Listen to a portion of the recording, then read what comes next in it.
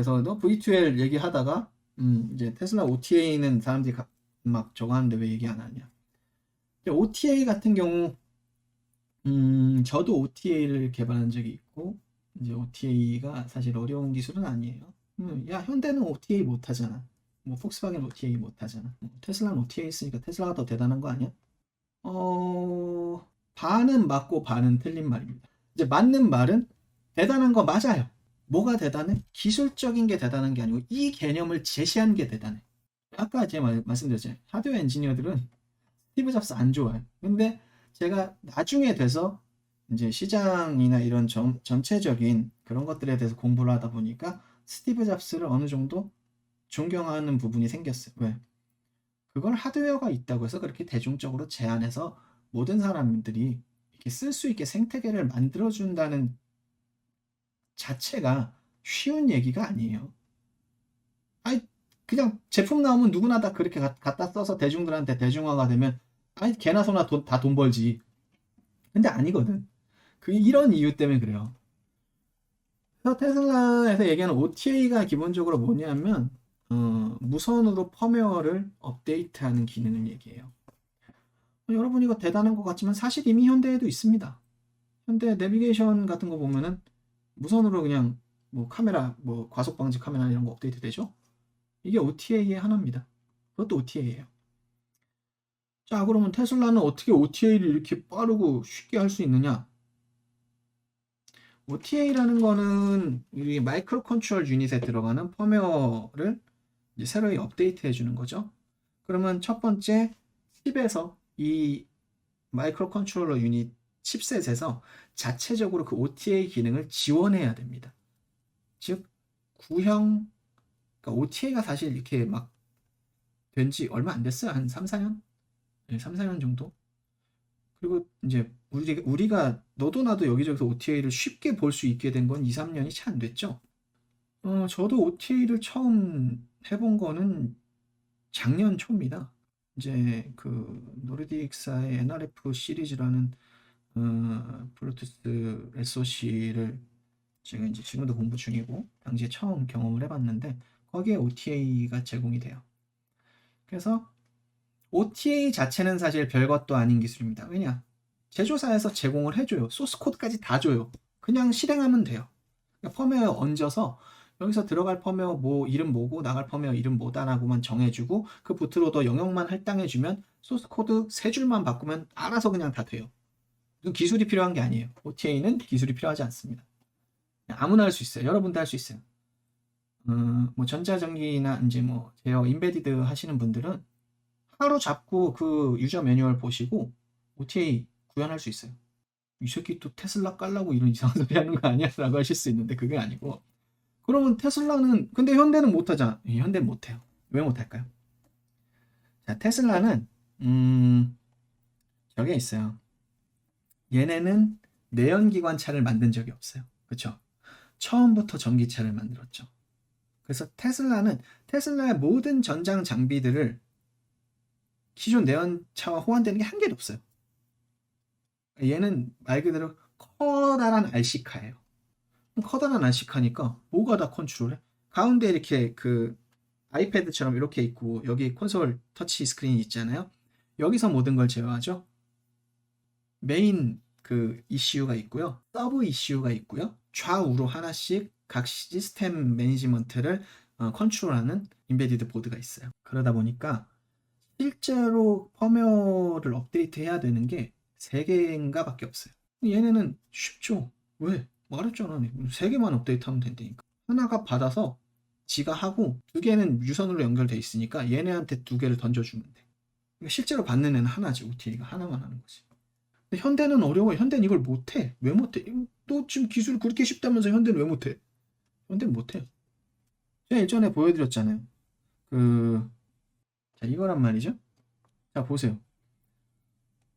여기 타이프레션 모니터링 시스템 있고요. 뭐 비클 투 비클 커뮤니케이션 있고, 텔레매틱스 있고, 뭐 바지 컨트롤러 있고, 뭐 히팅, 뭐 에어 컨디셔닝, 뭐 ECU, 뭐 ABS, ESC, 뭐 에어백 컨트롤 유닛 뭐 이런 거 있잖아요. 쫙쫙쫙 있잖아요. 얘네들마다 MCU가 들어가 있어요. 마이크로 컨트롤러가. 얘네들마다. 그리고 얘네들 중에 작거나 기능 자체가 단순한 애들은 메모리도 굉장히 작아요. 뭐 몇 킬로바이트, 뭐 1, 2킬로바이트도 안 하는 것들도 있어요. 그런 애들은 어떻게 OTA 기능 자체도 없어. 펌웨어 업데이트 기능이 아예 OTA뿐만이 아니고 유선으로도 펌웨어 업데이트 기능이 그러니까 처음에만 쓸 수 있고 업데이트 기능이 없는 그런 칩셋들도 많아요.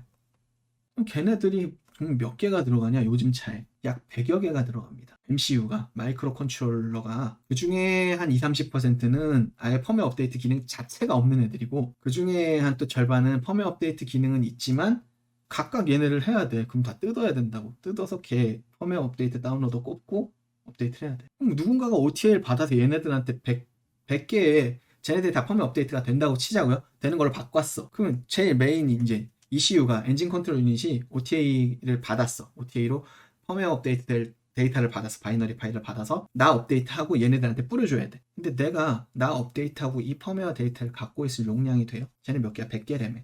하나당 1kB만 잡아도 몇 바이트야? 100kB죠. 근데 하나당 1kB만 할까?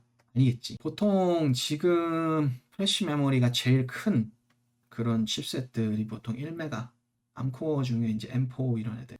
ECU라는 애는 자기도 컨트롤할 게 많거든. 내가 이미 이만큼 있으면 업데이트가 되면 내용이 더 늘어나잖아요, 보통.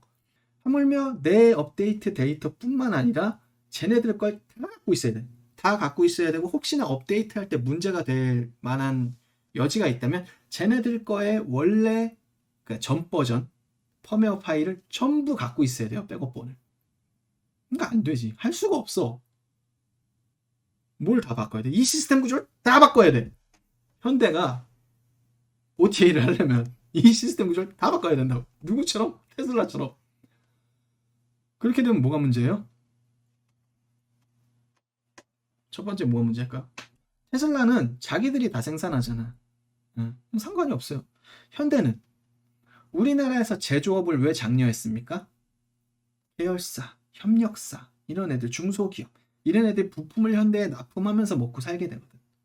그래서 왜 전에 GM 공장 뺄 때 그때도 난리 나잖아요. 왜 난리 나겠어요? 납품을 하면서 먹고 살던 지역 중소기업들이 얼마나 많은데. 근데 이거를 지금 얘네들을 바꾸자고. 얘네들 바꾸는 순간 어떻게 돼? 뭐 얘는 있겠지만 얘네들을 쫙 바꿔. 그래서 여기 뭐 하나로 만들어. 여기 쫙 바꿔. 여기 하나만. 테슬라처럼 3개 딱 쳐. 여기 이걸 납품하던 회사가 하나, 둘, 셋, 넷, 다섯, 여섯. 하나, 둘, 셋, 넷, 다섯 뭐 더 있겠지 뭐.